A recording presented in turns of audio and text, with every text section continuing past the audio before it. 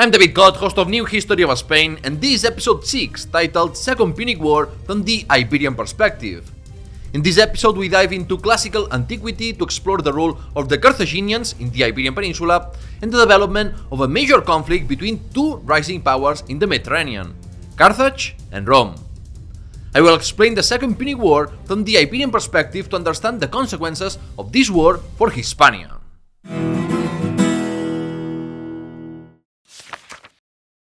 Background of the Second Punic War. Between the 5th and 3rd centuries BC, Carthage and Rome emerged as powerful states in the Mediterranean.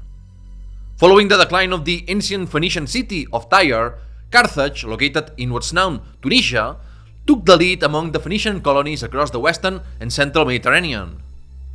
The Carthaginians expanded their influence through trade, military might, and diplomacy, while Rome focused more on military strength and serving the interests of its landowner class to expand its territories.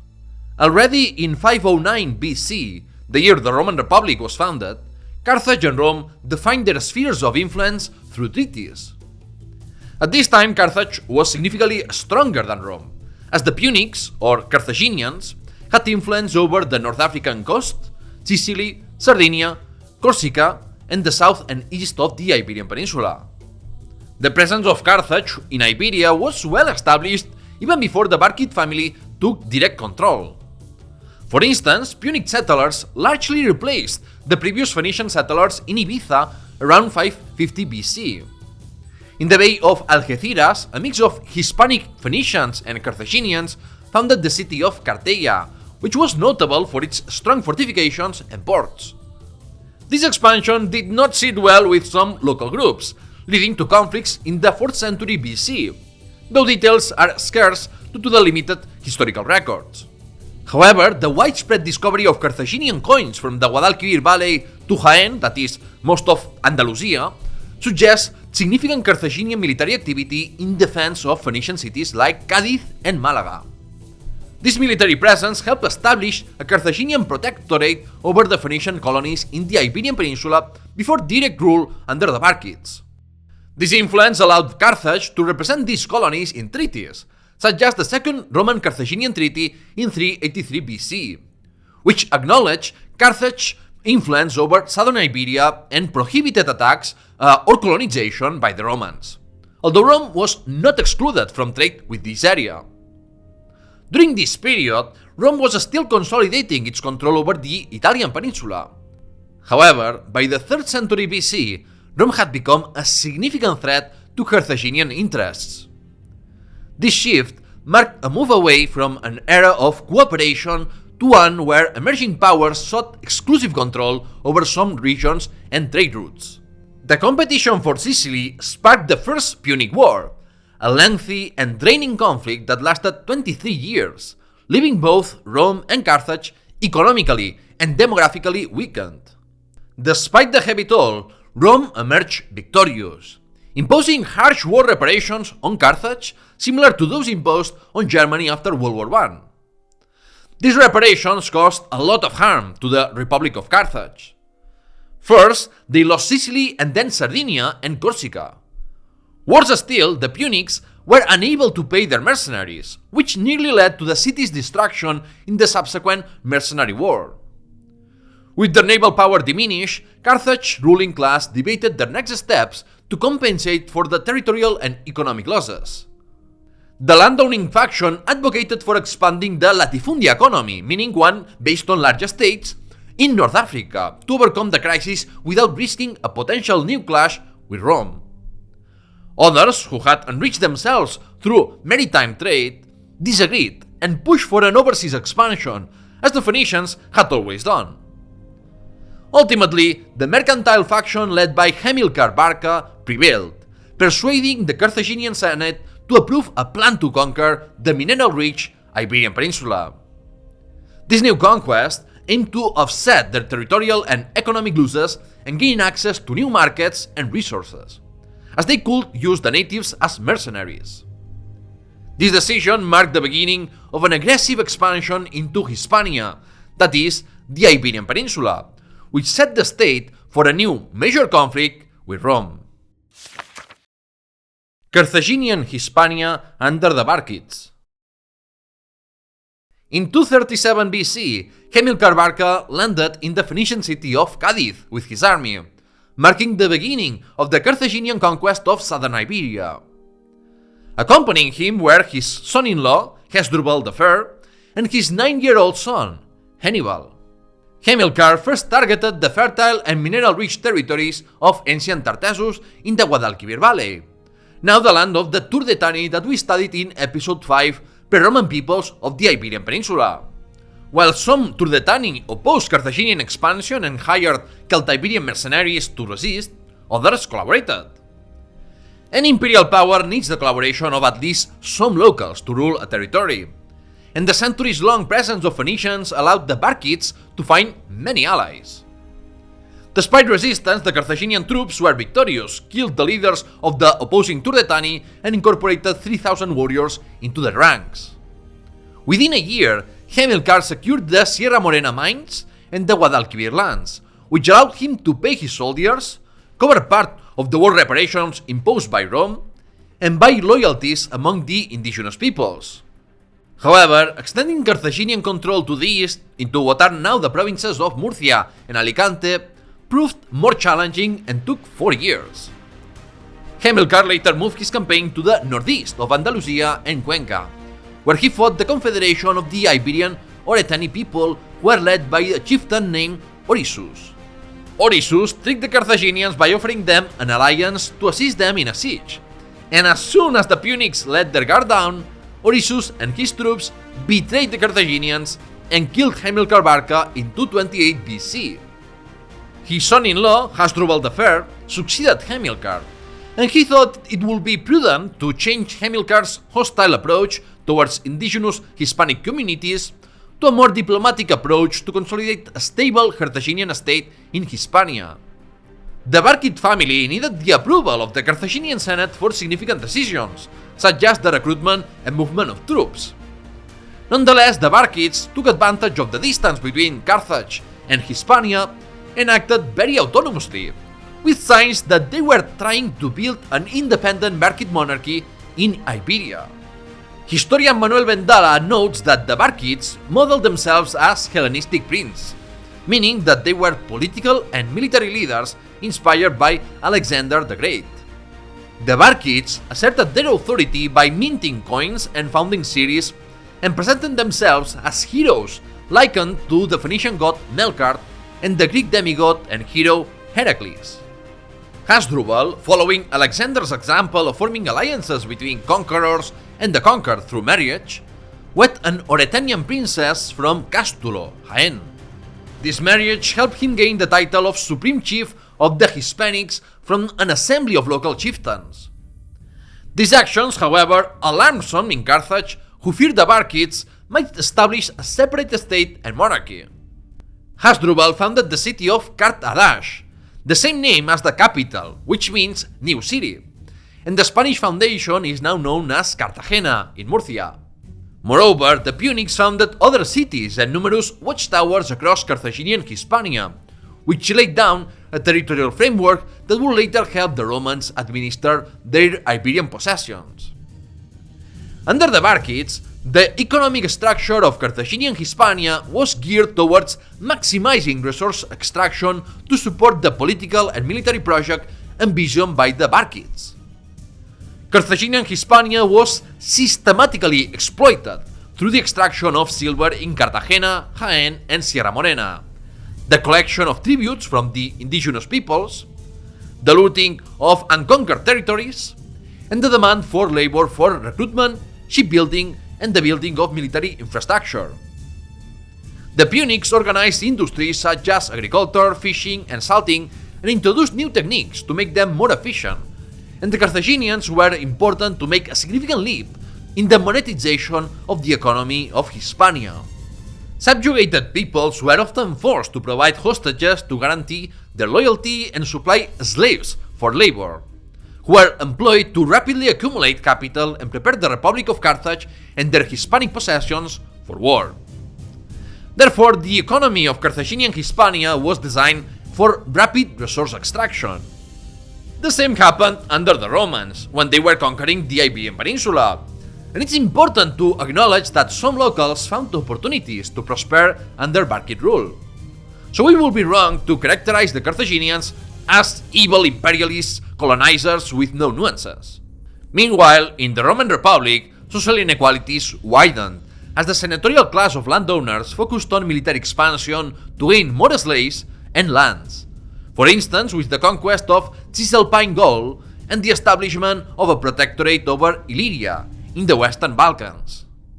In 226 BC, in a move to avoid escalating tensions, Hasdrubal III allegedly signed a treaty with Rome, in which he promised that the Carthaginians would not cross the Iberus River, commonly identified with the Ebro River. However, the validity of this treaty is debated, as it was possibly more of a personal assurance than a formal agreement endorsed by the Carthaginian Senate. This hypothesis is reinforced because the ancient historian Polybius used the word agreement instead of treaty, as he did with other official treaties, and this supposed treaty was not preserved in bronze like others. Therefore, we should consider that this treaty may not have ever existed as such, or maybe it did, but the Romans erased it from history to absolve Rome from the responsibility of starting a war without proper justification. War breaks out. The Boldness of Hannibal. Hasdrubal III was assassinated in 221 BC by a slave who sought revenge for his former master, a Celtic chieftain killed by the Carthaginians. He was succeeded by Hamilcar's son, Hannibal Barca, who was just 25 years old when he became the supreme commander of the Carthaginian army. It really makes you think about how great military leaders and politicians like Alexander the Great or Hannibal achieved so much at such a young age. But of course, they could achieve what they did because they were the sons of someone important in the first place. Anyway, Hannibal began his leadership by launching a campaign deep into the Iberian Peninsula to collect booty to fund his war plans. Then, in the winter of 220 BC, Hannibal planned a bold move that took everyone by surprise. He and his brothers plotted to invade Italy to avenge Carthage's defeat in the First Punic War and to battle for supremacy over the Mediterranean wall. This led to the Second Punic War, which began in 218 BC with Hannibal's attack on the city of Sagunto in Valencia. Previously, Sagunto had been a hub for Greek, Punic, Italic, and native commerce before the Carthaginians disrupted the politics of the Iberian Peninsula. Sagunto was an independent city that had provoked the Punics by attacking territories under their control. It's not clear if Sagunto's boldness was due to a promise of protection from Rome, since such a move would have been seen by the Carthaginians as a provocative and hostile act by Rome, if we assume there was an agreement between the Romans and Carthaginians to not cross the Ebro River, given that Sagunto is located south of the Ebro and theoretically should be under Carthage's sphere of influence. Regardless of whether it was justified or not, the fact is that Rome used the Carthaginian siege of Sagunto as a pretext to declare war on Carthage. The Romans accused Carthage of breaking the Ebro Treaty, even though that had not yet happened if it's correct that the Iberus River was the Ebro. The Carthaginians argued that the agreement was a personal promise of the deceased Hasdrubal and accused the Romans of initiating hostilities. The siege of Sagunto was challenging and lasted 8 months, and while the Carthaginian troops did sack the city, it was not destroyed as Roman sources later claimed. Interestingly, Rome did not rush to help their supposed allies, and instead they only intervened in Hispania after Sagunto had fallen, and more importantly, after they had devised a strategic plan for the war. Basically, the Romans didn't really care about Sagunto. For me, all the evidence suggests that the Romans started the war without a proper casus belli. In terms of military strategy, Hannibal aimed to move quickly and undetected to Italy, crossing the Alps to then destroy Rome. He split his army, taking most with him, but leaving some behind in Hispania and Carthage. The plan relied on speed, surprise, and his ability to incite revolts among Italic cities and towns to to deliver a final blow to Rome. Meanwhile, the two Roman consuls decided to divide their forces. One would move through the Iberian Peninsula along the southern coast of France, and the other would head to Sicily to use the island as a base to attack Carthage. Here is an important detail to understand Roman politics. Each year, the Roman Senate elected two consuls with equal power who also commanded the army. This system of dual leadership caused issues, but worse was that the command was limited to 1 year, which created incentives to make foolish and short-sighted military decisions for personal glory. Soon we will see examples of this. Back in Iberia, Hannibal marched from Cartagena northward, first defeating the Iberian chiefdoms of Catalonia and then crossing the Pyrenees. He chose an inland route through Gaul to avoid detection by the Romans and their Greek allies in the city-state of Massalia. But the Romans were alerted, and one consul, Publius Cornelius Scipio, who was supposed to confront Carthaginian forces in Hispania after landing in the Greek colony of Emporion, returned to Rome to defend the heartland. His brother stayed in Hispania, capturing Kes, later known as Tarraco, Tarragona. Hannibal's crossing of the Alps with thousands of men and war elephants was an epic military and logistical feat given the harsh terrain and the approaching cold winter.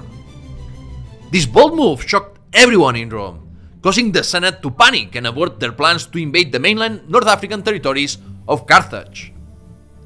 The two consuls united to face Hannibal in a desperate attempt to defeat him before their terms ended. Their impulsive engagement at the Battle of Trebia meant heavy losses for Rome, as according to ancient sources, of 42,000 soldiers, only 10,000 escaped free and alive. In 218 BC, Hannibal not only defeated the Romans, but also formed alliances with the Gauls and others who felt threatened by Rome. So it was a good start to the war for the Punics. The Genius of Hannibal. The year after, new consuls were elected, and they too faced defeat at the Battle of Trasimene, one of the largest ambushes in military history. Hannibal's ingenious tactics during this battle have elevated him to legendary status as a military strategist. Commanding an army of around 50 to 60,000 men, Hannibal managed to kill or capture all 30,000 Roman soldiers present. He kept the Romans captive but released the Italic peoples so that they will see him as a liberator who fled Italic towns from the Roman yoke. In reality though, Hannibal's plans didn't work out as expected, and he didn't receive the support he had anticipated from the Italic peoples, continuing to rely mainly on his army composed of Carthaginians, Berbers, Gauls, and Hispanics. In any case, the tremendous disaster for the Romans caused panic among the Senate, and the senators decided to appoint Quintus Fabius Maximus as dictator. In the Roman Republic, a dictator was granted full authority to manage crises, but with specific constraints to ensure the survival of the republican system. The role was temporary, and the dictator had to relinquish power once the danger had passed. With that clarified, Fabius Maximus adopted what became known as the Fabian strategy, which involved avoiding frontal, large-scale battles and instead wearing down the enemy through a war of attrition, meaning that they will try to make the enemy collapse from material losses, skirmishes, and other less direct approaches. Many called him a coward and accused him of having run out of better ideas, but his tactics were later recognized as crucial under those circumstances. For the moment though, Fabius lost his position as dictator within a year due to his unpopularity, and the Senate elected two new consuls who returned to the old aggressive approach. The Roman Republic gathered a massive army of 86,000 men to deal with Hannibal, although it's likely that these numbers of the campaigns of the Second Punic War are inflated.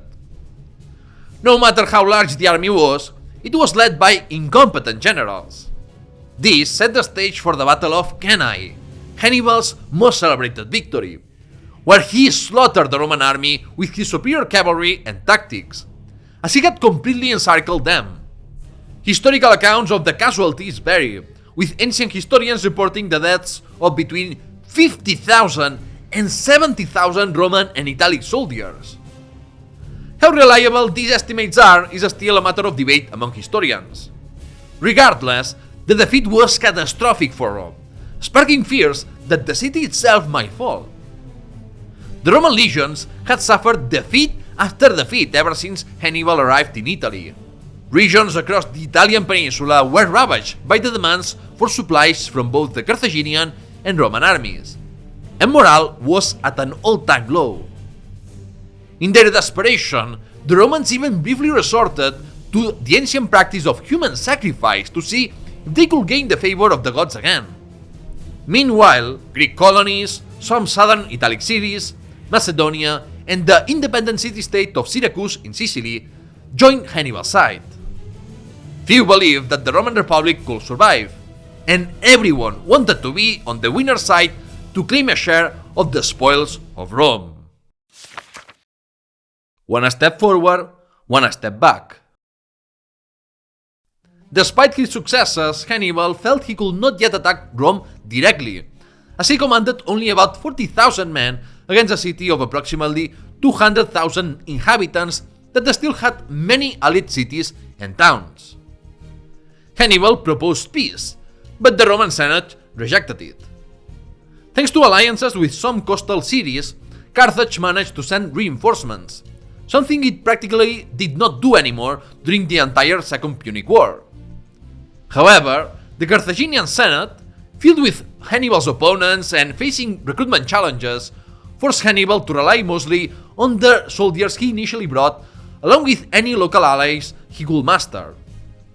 Meanwhile, the Roman Senate begged Quintus Fabius Maximus to once again serve as consul, which he did for 215 and 214 BC. Given what had happened thus far, they thought maybe the cautious Fabian strategy had been the right one all along. While the Punics under Hannibal managed to conquer some cities, Rome repelled a Carthaginian expedition that aimed at occupying the island of Sardinia, which was a very important supplier of grain to feed the Roman legions and citizens. Moreover, in Hispania, the Romans defeated Hannibal's brother, Hasdrubal Barca, and prevented him from joining his forces with those of his brother in Italy. And that was not all, since in Carthaginian Hispania, the Phoenician city of Malaga revolted against the Punics in 216 BC, likely due to the economic burden of the war and the abuses of power by the masters of southern Iberia. In 213 and 212 BC, Rome saw further success. They captured Syracuse in Sicily and allied with Syphax, a king of Numidia, west of Carthage in what's now Algeria. Syphax's support was crucial in disrupting Carthaginian operations and forced them to divert reinforcements from Hispania back to Carthage. The Carthaginians were losing momentum, so Hannibal's plan, which relied on a short campaign and the support of the Italics, was failing. There were again hopes for Rome. Oh, but wait, because in another twist of events, Hannibal seized Tarentum, the largest Greek city in Italy, and the Roman legions struggled to hold their ground in modern-day Catalonia. In Hispania, the Scipio brothers managed to recapture Sagunto and enlisted 2,000 Celtiberian warriors. In 211 BC, they launched a major offensive against the Punic forces in Hispania under the command of Hannibal's brothers, Hasdrubal and Mago. But these two managed to not only resist, but to defeat the Romans. Since Carthage was not sending reinforcements to Hannibal in Italy, he depended heavily on his brother's forces to sustain his campaign against the Roman Republic. Luckily for Hannibal, his brothers crushed the Roman army in the Battle of the Upper Baetis in southern Iberia. They killed the Scipio brothers, and the remnants of the Roman forces had to retreat to their initial position in northeastern Iberia. But who was going to lead them now? Such a difficult task was left to the young son of Publius Scipio, the man who would later be known as Scipio Africanus, but he had not yet earned that nickname. Turning the tide, the Battle of the Metaurus and the Battle of Ilipa. Scipio Africanus was determined to avenge his father, uphold his legacy, and save the Roman Republic. He gathered an army of 31,000 men, advanced south, and surprisingly captured swiftly the Carthaginian capital in Hispania, Carthage, known today as Cartagena. Scipio plundered the riches of Cartagena and released the Hispanic hostages the Punics had taken to win the support of local chieftains. Meanwhile, in Italy, the Romans had secured Sicily and were at a stalemate with the Carthaginians on the Italian peninsula. Additionally, Macedonia had declared war on Rome, but their inability to advance prevented them from aiding Hannibal. It was clear that the Romans had regained the initiative, while the Carthaginians were not making progress. After the hard blow suffered by the Punics in Hispania, the remaining Carthaginian forces in the peninsula were divided into three groups. One group, led by Hasdrubal Barca, set out for Italy to join Hannibal in his fight against Rome. Another, commanded by Mago Barca, went to Celta-Iberia and the Balearic Islands to recruit new mercenaries. A third army stayed in the Guadalquivir Valley and Lusitania to trouble the Romans with skirmishes. Despite being defeated by Scipio, Hasdrubal and his army managed to cross the Pyrenees and march towards Italy to unite with his brother in an attempt to decisively crush the Romans. However, the Roman consul foiled their plans and prevented the two brothers' armies from combining, which would have created a formidable force that would have been difficult to defeat.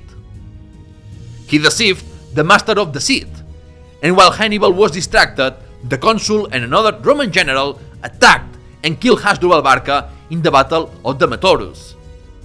This battle was a turning point in the Second Punic War, as one of the Barcids had perished and Hannibal was forced to retreat to Calabria in southern Italy. The Romans knew that Hannibal was in a weakened position, but had learned from their mistakes and avoided engaging him in a costly battle. Instead, they focused on the other major theater of the war, Hispania. The young and clever Scipio didn't remain inactive after capturing Cartagena and spent months forging alliances with indigenous populations and recruiting Hispanic men. The moment had come for decisive action in Hispania. The Iberian, Turdetani, Celtic, and Celta-Iberian peoples massively deserted the Carthaginian side, and the Carthaginians were left with control over only some parts of Andalusia. But they will soon lose those territories too. The decisive blow came during the Battle of Ilipa in 206 BC, where Scipio's combined Hispanic-Italic army of about 40,000 defeated similarly sized forces led by Mago Barca. This defeat at the Battle of Ilipa was devastating for Carthage, and, along with the Battle of the Metaurus, determined the outcome of the Second Punic War. Seeing how Rome was looking like the winning horse, even the Hispanic Phoenician colonies switched allegiances. Commander Mago Barca, after failing to recapture Cartagena, retreated to Cadiz only to find the gates closed to him. The people of Cadiz justified their allegiance to Rome after accusing the Carthaginians of plundering their public and private assets. Cadiz had secured a treaty of alliance with Rome, which gave the Phoenician city-state privileges such as tax exemptions and the right to mint its own coins while retaining the local political institutions and laws. The oligarchies of Cadiz saw their economic and military power greatly boosted thanks to their alliance with Rome, as it happened with the Greek colony of Ampurias in northeastern Iberia. The rest of the Phoenician cities, like Malaga, were not as fortunate, and soon after the end of the Second Punic War took up arms against the Romans, as did many other Hispanic towns. Before that, Scipio had to deal with an Iberian uprising and a mutiny within his troops in Catalonia, both of which he swiftly suppressed. Meanwhile, Mago Barca established the city of Mahon in Menorca, but soon after, the Punics withdrew from the Balearic Islands too. With that, the existence of Carthaginian Hispania ended. The end of the Second Punic War. But what should Rome do next? Sign a peace treaty favoring their interests? Annihilate Hannibal's remaining forces in Italy? Or attack the Punic capital in North Africa? The Roman Senate was divided, partly because Scipio had become consul at the age of 31 in 205 BC. Many senators, including Quintus Fabius, were jealous of Scipio's growing popularity and questioned his ambitions. He He was already very popular since he had managed to conquer former Carthaginian territories in Hispania for Rome. But what will happen if he took his campaign to Africa and destroyed Carthage? Such glory will make him extremely powerful, even a threat to the Roman political system. Because of that, the Senate didn't provide him with more troops than those stationed on the island of Sicily. Nonetheless, Scipio managed to raise a larger army and navy than Rome had given him thanks to his popularity. He also secured the support of the praised Numidian cavalry led by King Massinissa, after King Syphax switched sides and allied with Carthage. Scipio Africanus successfully landed near Carthage and attacked a major neighboring city. He then set fire to the camp of the Carthaginians and Numidians of Syphax, killing many enemies in a move that was not very honorable, but effective. The Romans then fought another Carthaginian and Numidian army, and Scipio Africanus captured Syphax, paving the way for King Massinissa to unify the Berber kingdom of Numidia under his leadership. At this point, the Carthaginians were understandably very worried. Some leading figures called for peace, while others wanted Hannibal and his troops to return from Italy to defend their homeland. Carthage and Rome were negotiating an armistice in which Scipio proposed moderate terms for peace. But when Hannibal came back home, the Carthaginian senators, who wanted to continue the war, gained more popularity and peace talks stalled. The result of this obstinate attitude to keep a lost war going was the decisive Battle of Zema in 202 BC. In the final showdown between Hannibal and Scipio Africanus, the Romans for the first time had cavalry superiority thanks to King Massinissa's Numidians. And although the battle was bloody and fierce, the Romans emerged victorious. Following the battle, Hannibal, seeing the futility of continued resistance, persuaded those who refused to acknowledge their defeat to let it go and seek peace. The Roman Senate wanted the total destruction of the Republic of Carthage and the execution of Hannibal Barca and his family. But Scipio Africanus offered more reasonable terms, and they were able to reach a deal. The peace terms forbade Carthage from forming an army without Rome's permission, severely limited their navy, and imposed heavy war reparations.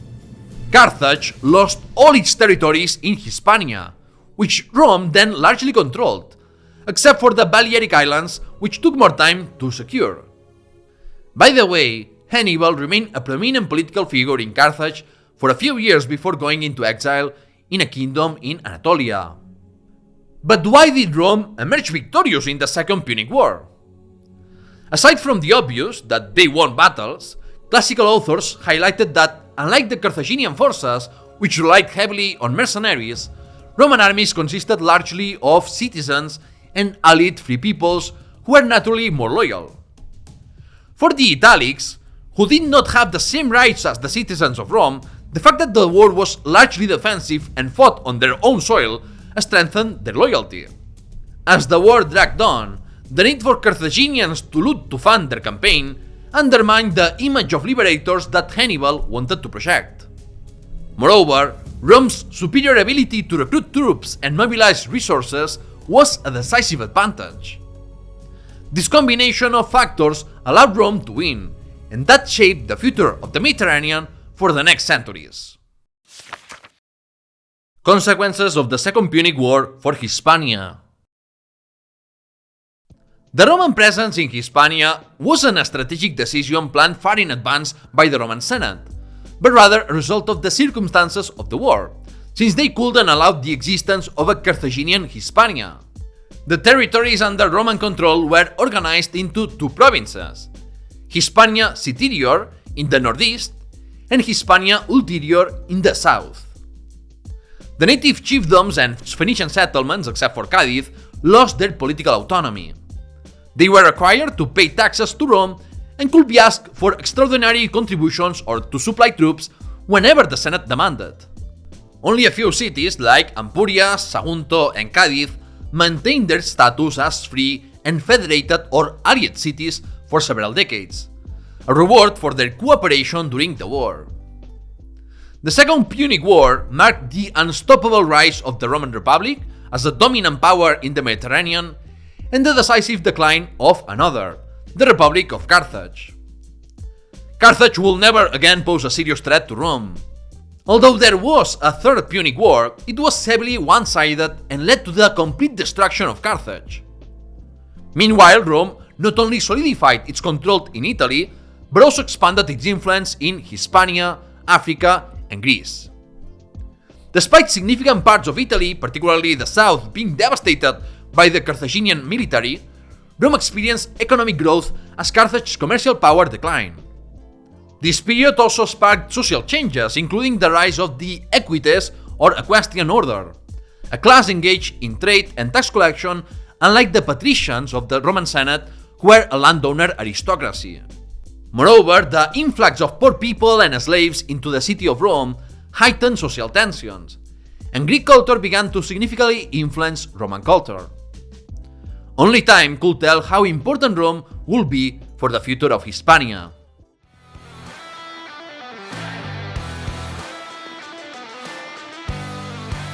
The verdict. In today's verdict, I want to discuss some alternative history. What if Carthage had won the Second Punic War and destroyed Rome? Such a victory would have radically altered the course of European history, and the consequences are of such magnitude that they are almost unthinkable.